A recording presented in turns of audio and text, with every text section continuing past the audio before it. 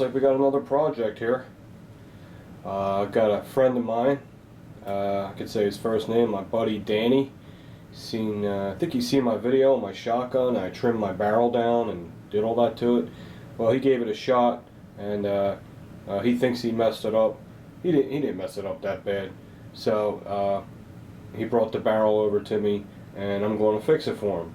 So it's just a barrel video, and I'll show you where the barrel is. He has it at around 18 and just under 1/4 inches, so I'm not going to cut it any shorter. I'm just going to get it all squared up for him. I'll show you what happened with Dan. Dan, what'd you do, Dan? What are you doing, Dan? This goes to a Remington 870, and it has the same thing mine has on it, as a bridge going across the top. What's that called, guys? I forget what that's called. I'm not a hunter. I don't hunt ducks and shits. I don't know what this is.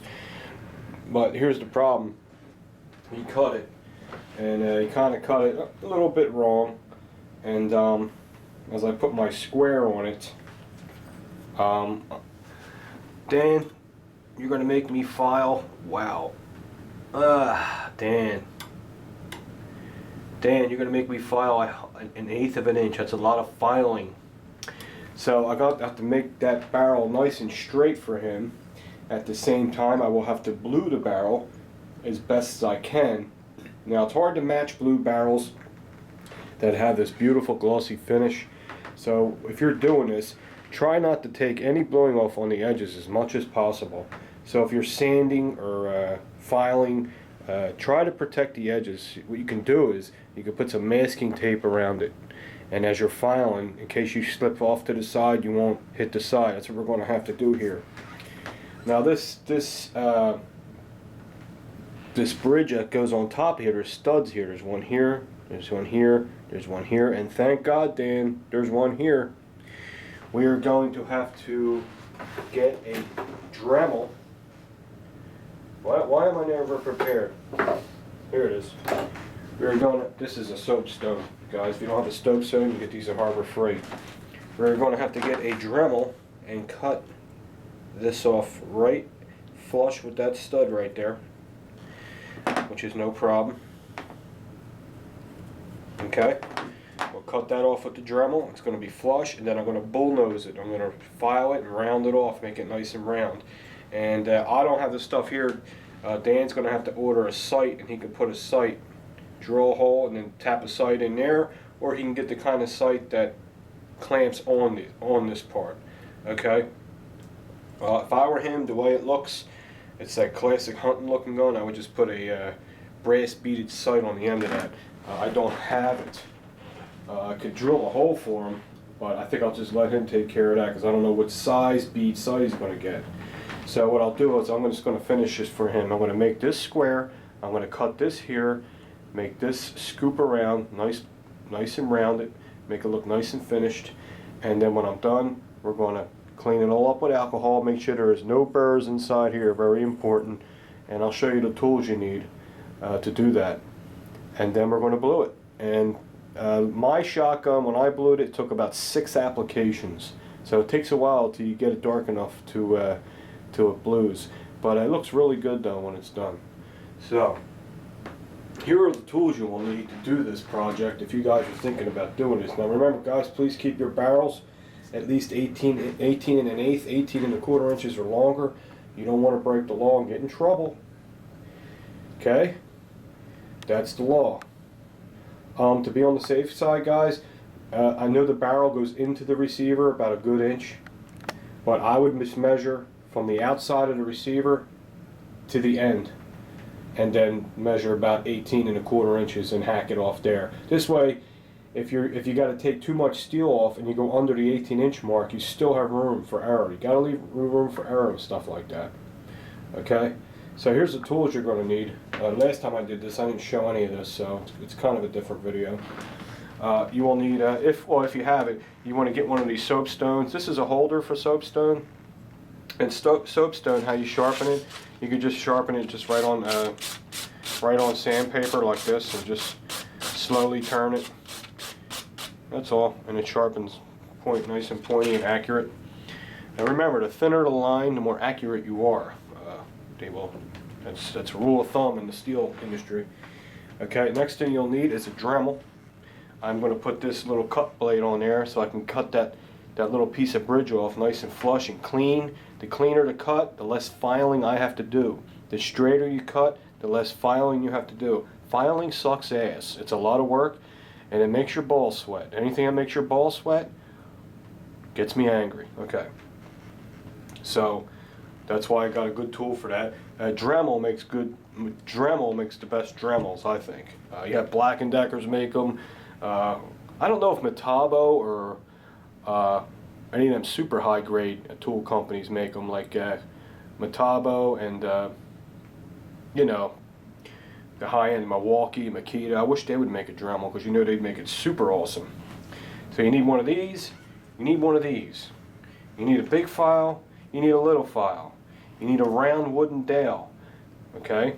That's for wrapping sandpaper around to go inside the shotgun hole, just to take the burrs off the inside. You want a circle. You don't want to, you don't want to mess up your crown of your shotgun. Next thing you need is a combination square to constantly check your squareness as you're filing. And of course you'll need, this is awesome, this stuff. A lot of gun shops have this, not any gun shop, but a lot have this. It's Birchwood Casey Super Blue, Liquid Gun Blue. This is extra strength gun blue for steel. It's for touch-up and complete rebluing. And this is the darkest they have, so that's what I got. Like I said, if you have a matte finish barrel, you can't even tell you blued it. It looks so good. But when you have a shiny glossy finish like that, I don't know how it's going to come out. I don't know if it's going to come out as good. I'll do the best I can. You need some long Q-tips. A buddy of mine sent me a shitload of these, and I'd like to know where he's at, but he sent me a shitload of these, and these are great for applicating the bluing. And you're going to need some alcohol, because you got to clean the surface, get all the grease before bluing. It's for, you know. You're going to need some sandpaper. Right now I have 150 grit, and then I have this is 500 grit paper. That's for finishing off the end of the barrel. You want to get it nice and silky smooth. I might go as far as even 2,000 grit before I actually put the bluing on and finish the product. I just have this out here in case you guys have any guns like with aluminum frames. You know them aluminum frame guns, man. The bluing comes off sometimes on spots in the front and all, especially 6 hours. They're aluminum frames where you wrap your hand around the front, the bluing comes off a little. This is great. This is from Birchwood Casey, super black.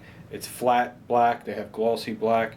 So this is flat. I figure I'd just show that to you. It's great for touching up guns, and there's little tricks to doing it. You can make it look really good, and I'll show you guys someday. You do it with masking tape. I'll show you. This is great for touch-up. I just have this out just in case. You never know. I might need it. That's good to have. And that's it. That's the stuff you'll need to do it. That's all you'll need. It's really not that difficult. The crucial thing about this is do not cut the barrel under 18 inches. Period. Don't do it. Leave it 18 1/4. Who cares if it's a quarter? Leave it 18 1/4 just to say whatever. Okay? Alright, let's get started.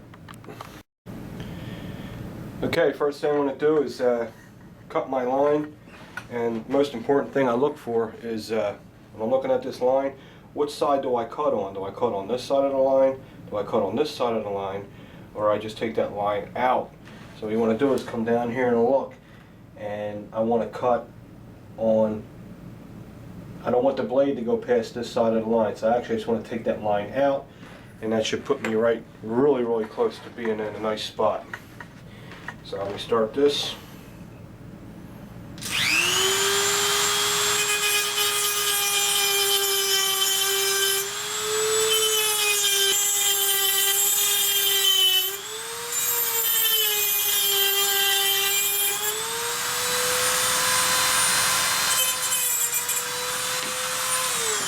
Okay, first part's done.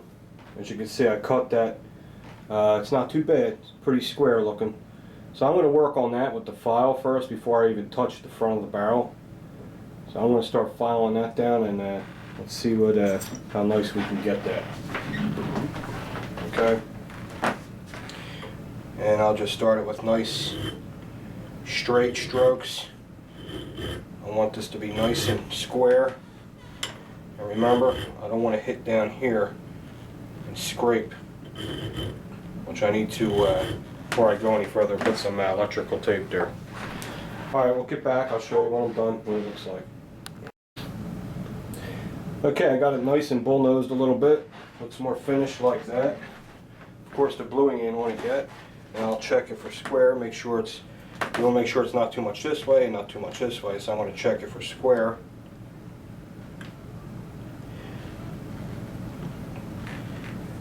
That looks perfect that way. Okay, that's all finished. I bull-nosed the top of it, as you can see, and then I finished it with some sandpaper. Give you a nice close-up of that, and it looks really good. Tapered the edges a little bit, and everything's nice and flush. And then when we blue it, you won't be able to see see those imperfections. So now I am going to work on the end of the barrel, and it's really out of whack. So I put some electrical tape around it, and going to start filing on the long side, which is the top half of it. So I'll get that started, and it's going to be a while. So I got lots of filing to do.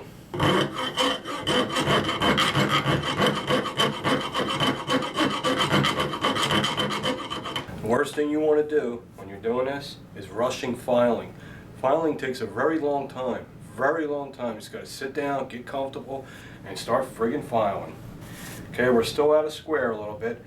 We're like at maybe a half 30-second or less square. The top's still too long for the bottom. So I'm still working on the top. I'm not necessarily going back and forth, I'm kind of going like this. You know, back and forth, but at the same time this way. So, like this. I want to favor the top though. I'll go back and forth on the top a couple times like this, then come down to the middle and then feather it out. Back and forth on the top for a while, come down to the center and feather it out. It's starting to almost look like a nice barrel, ain't it? Get my square on there. Hopefully less daylight will be there last time I put it there. Let's see where, man, we're like, it's getting better and better. It's just a little crack I can see through there, a little crack of light. Let me try it this way. Should be totally perfect across. And it is, it's hitting both sides. So we're good. Just gotta keep on working on it until you get it right. It's gotta be perfect. Alright guys, I'm happy to say that we are now perfectly square. The camera makes it look funky because of the reflection on the barrel, but my square says, let me see what we got here. My square says we're perfectly square. We're good that way.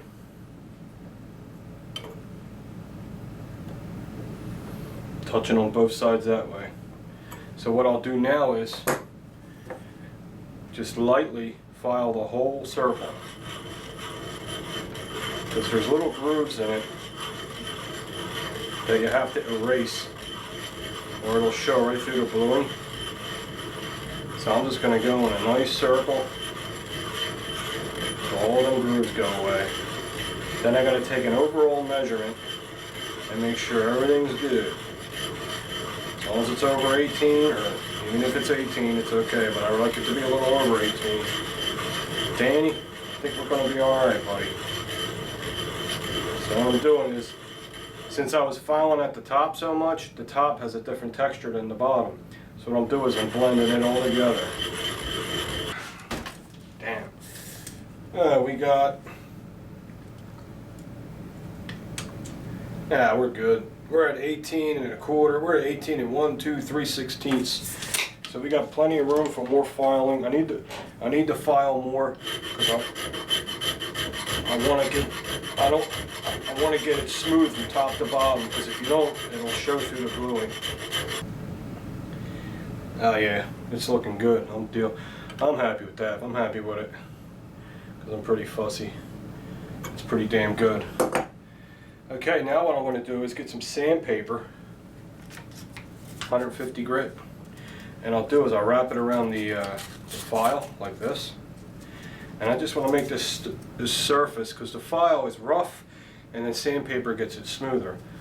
I'm just going to put it on this surface and hold it nice and flat and sand any imperfections out that might show through the bluing. Damn, I'm going to pat my man boob on the bottom for this one. Pat, pat, pat your boob. Okay. Alright, she's ready. Now the only thing is there's a little lip from filing it. There might be a little lip in there. There isn't that much. And that's a good thing. So all I'm going to do is just get the same piece of sandpaper, because I don't want it too aggressive. I'm going to wrap it around this dowel like this. Stick it in there and I'm just taking the burr off. I don't want to take nothing else off. Just want to take the burr off, that's all. Okay, there's a little edge on the outside of it. That's where you got to be really careful. This is where I'll get my tape again. Wrap some tape around it and just let the edge peek out. Because when you're rubbing like this, you tend to slip off and stuff. So you got to watch. You don't want to slip off.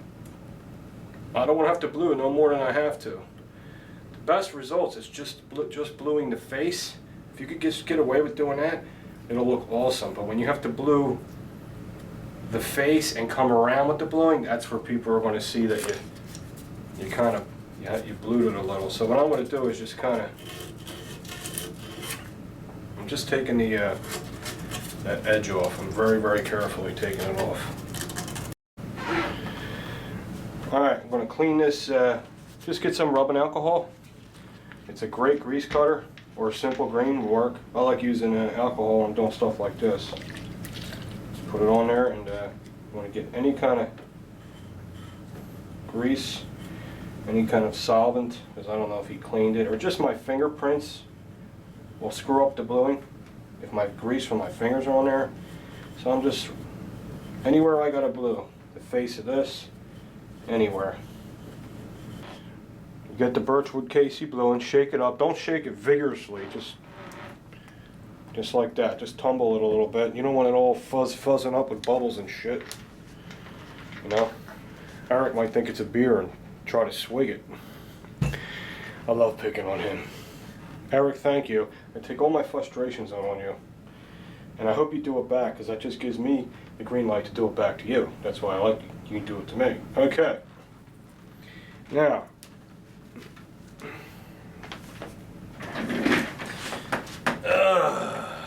people will be coming home from work soon. I'm trying to get this done. I'm gonna put my Dr. Doolittle glasses on, and I don't want no one seeing me because I look like a dork. Look, dork, man. Watch. It's a dork. It's a dork. All right. What I'm gonna do, make sure your Q-tips are nice and clean. See what I'm doing here? Make sure they're nice and clean. I'm just dipping it in here. A little dip, just dipping it. And I'm just gonna go roll around with it. And what it does is it stains. It's an acid, and it stains the steel. That's what it does. Jeez, it's turning blue already. Dan, I think you're in luck. You are in luck, Danny boy. Okay, man, it stinks. It smells like farts, though. This bluing, it does. It smells like my granddaughter's diaper. That's it, guys. He's ready to go. His barrel is done. I just got to polish it up, wipe it off, and all he has to do now is put a bead sight right there, and I'm going to measure the overall length, and we'll see what it is. I'll measure it right now. Let me see. I know I'm half-assing it and holding it and shit. Let me see here. We have, everything's so freaking complicated. Okay. Alright, Dan, you're okay, buddy. You're at 18 and a heavy eighth, so you're good to go. I'll get this back to you Monday, brother. Alright? Alright, guys, hope you liked the video. That's how you take down a shotgun barrel. and then it comes out pretty damn good. Alright, see you guys.